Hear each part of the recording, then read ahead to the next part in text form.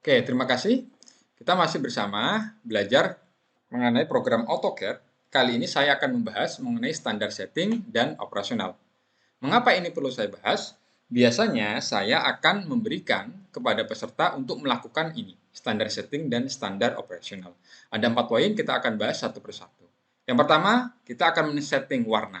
Warna di layar akan kita setting. Oke? Seperti ini ya. Kalau kita masuk ke dalam program AutoCAD, background saat ini adalah hitam. Background hitam ini bisa kita ganti dengan warna yang kita inginkan.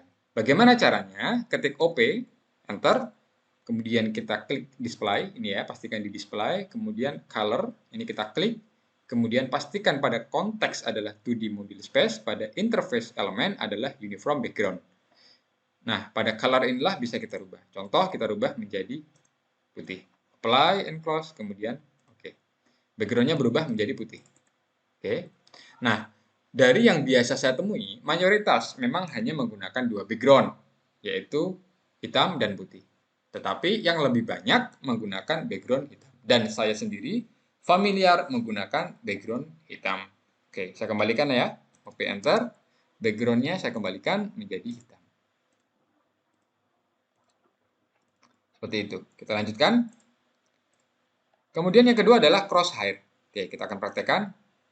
Kursor adalah crosshair. Ini sudah saya bahas di interface. Oke, crosshair ini bisa kita rubah. Caranya sama dengan yang pertama, OP. Enter. Kemudian kita masih di display, ya kan? Crosshair size. Pastikan 10. Oke. Jika default AutoCAD itu adalah 5. Oke.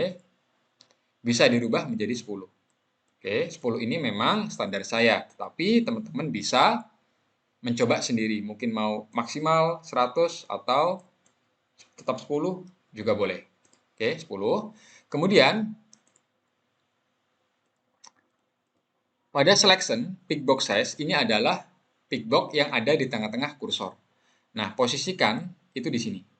Mungkin awal defaultnya adalah sekecil ini, besarkan sedikit sampai di tengah-tengah sini. Oke, kemudian klik OK juga jika sudah selesai. Maka kursor kita sudah merubah settingan crosshair dan pick box. Seperti itu ya. Oke. Kemudian kita lanjutkan.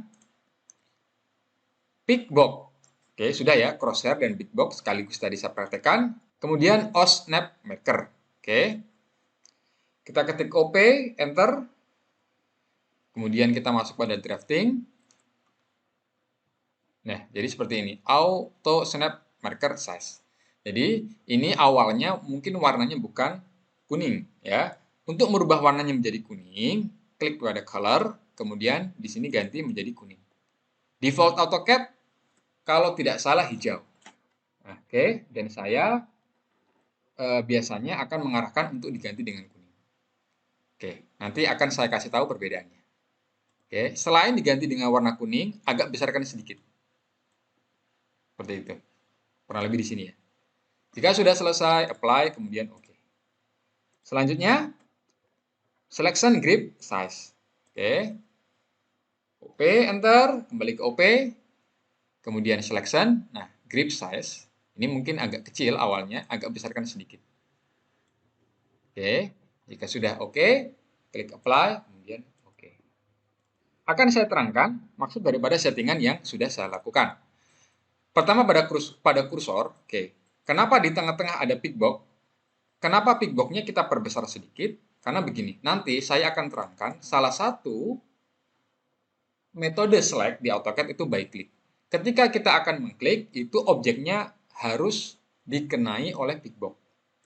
Jika pick box-nya besar, maka sedikit mempermudah kita untuk mengenakan objek tersebut. Klik, maka objeknya terselect. Oke. Kemudian, pada OSNAP Maker itu adalah seperti ini. Ketika kita akan membuat garis baru, contoh L, enter. Kita akan memulai dari sini. Oke. Akan terlihat kuning-kuning. Nah, kuning-kuning ini adalah efek dari OSNAP Maker. Yang defaultnya AutoCAD warna hijau, saya ganti kuning dan agak saya besarkan sedikit. Ketika saya ganti kuning, semakin terlihat dengan background warna hitam. Itu maksud saya. Kita mulai dari sini akan muncul OSNAP Maker. Oke. Warna kuning itu ya, OSNAP Maker. Skip, saya lanjutkan. Kemudian selection grip size. Itu adalah seperti ini. Ketika kita men-select suatu objek, maka akan muncul biru-biru. Oke. Biru-biru ini tetap biarkan biru, tetapi hanya ukurannya saja. Maka yang tadi saya perhatikan adalah memperbesar sedikit ukurannya. Seperti itu. Oke, paham ya? Selanjutkan, pada poin nomor 2, cara perbedaan akses fungsi toolbar dengan comment bar.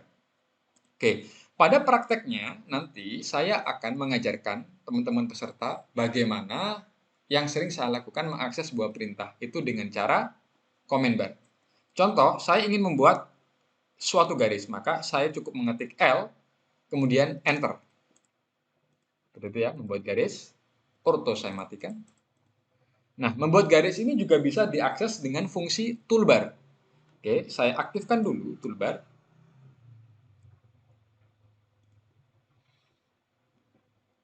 Oke. Kita klik di sini. Ini adalah line, klik, maka kita membuat sebuah garis. Skip, selesai. Jadi, kesimpulannya, kita bisa mengakses sebuah fungsi menggunakan comment bar atau menggunakan toolbar. Seperti itu. Oke, saya ulangi lagi. Saya ingin membuat sebuah kotak dengan di comment bar, saya ketik REC, enter, klik, seperti ini. Jika dengan toolbar, kita cari rectangle. Oke, kita klik. Seperti itu. Jadi, itu adalah perbedaan akses dari comment bar dengan toolbar. Selanjutnya, pada poin nomor 3, tangan kanan di mouse dan tangan kiri di keyboard. Oke. Yang sering saya gunakan, dari dua pilihan toolbar dengan comment bar, yang saya sering gunakan menggunakan comment bar. Bahkan bisa dikatakan hampir 90% ke atas, saya selalu menggunakan comment bar. Sehingga tangan kiri saya selalu berada di keyboard, kemudian tangan kanan berada di mouse. Karena itu akan lebih efektif. Oke. Ketika saya ingin mengakses perintah lain, maka tangan kiri akan menekan huruf L, kemudian Enter. Selanjutnya, tangan kanan yang ada di mouse yang menggerakkan. Escape, selesai. Saya ingin membuat kotak, maka tangan kiri akan mengetik REC, kemudian Enter. Selanjutnya, tangan kanan menggerakkan. Seperti itu. Jadi, kombinasi tangan kanan di mouse, tangan kiri di keyboard. Selalu seperti itu. Akan sangat efektif. Daripada saya menggunakan toolbar, maka yang akan sering berguna adalah tangan kanan terus. Tangan kiri tidak akan sering bekerja. Sehingga saya lebih memilih menggunakan comment bar, dua-duanya bekerja, dan yang saya praktekkan sangat-sangat efektif sekali. Seperti itu. Oke, paham ya? Saya lanjutkan. Poin nomor 4, beberapa pola pengoperasian mouse. Oke, di sini nanti akan saya berikan beberapa istilah, dan istilah itu teman-teman juga harus paham. Oke, Oke, ada area klik kiri, ada area klik kanan, ada area scroll. Oke, ada 3 komponen yang bisa kita manfaatkan. Klik kiri, scroll, dan klik kanan. Paham ya? Oke, saya lanjutkan. Oke, jika saya katakan klik, itu artinya kita klik kiri saja. Jadi saya tidak perlu menambahkan kata-kata kiri, karena kita akan sering menggunakan klik kiri. Maka karena mayoritas klik kiri, maka saya hanya perlu menyampaikan klik saja. Itu artinya klik kiri.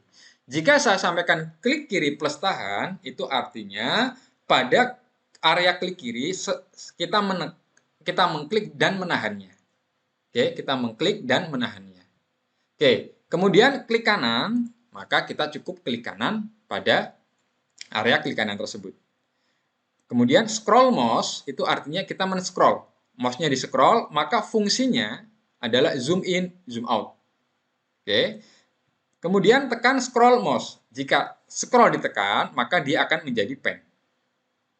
Oke, akan kita praktekkan.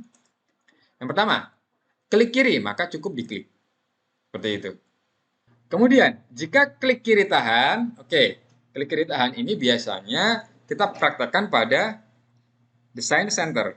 Kita tekan Ctrl 2, akan muncul seperti ini. Kita masuk ke Design Center, kemudian kita masuk ke salah satu contoh adalah electrical power, kita klik di area bloknya, ini ada blok-blok aksesoris yang sudah ada, kita klik kiri, tahan, masuk ke dalam layar, jika sudah pada posisi layar, lepaskan. Maka simbol tadi akan masuk ke dalam layar. Saya ulangi lagi, klik kiri, tahan, masuk ke dalam layar, lepaskan. Oke, kemudian klik kanan berarti kita cukup klik kanan saja, seperti ini. Klik kanan, seperti ini. Oke, ini sudah bisa saya close. Kemudian, jika scroll, ini saya scroll nih, ya. Zoom in, memperbesar, zoom out, memperkecil. Atau bahasa saya biasanya zoom besar, zoom kecil. Zoom besar itu artinya bendanya diperbesar, zoom kecil artinya bendanya diperkecil. Ini saya lakukan dengan men-scroll daripada mouse, scroll mouse. Oke. Kemudian, jika scrollnya ini saya tekan, maka akan menjadi pen atau menjadi tangan. Ini saya tekan ya, maka berubah menjadi tangan. Sehingga ini bisa kita geser ke kiri, bisa kita geser ke kanan. Biasanya nanti saya istilahkan mencari ruang. Contoh,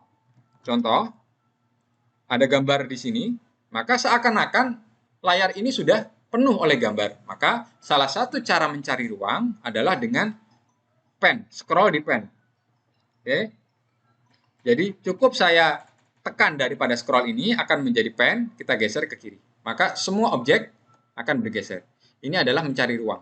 Maka akan ada ruang kosong seperti ini. Ini bukan move ya, bukan move. Tapi kita menggeser semua objeknya tergeser bersama-sama. Jadi objek ini semuanya akan tergeser bersama-sama. Seperti itu. Oke. Sudah saya terangkan 4 poin. Semoga teman-teman paham. Jika ada pertanyaan, bisa sampaikan di komen dan atau WhatsApp pada nomor di bawah. Dan jangan lupa subscribe. Terima kasih.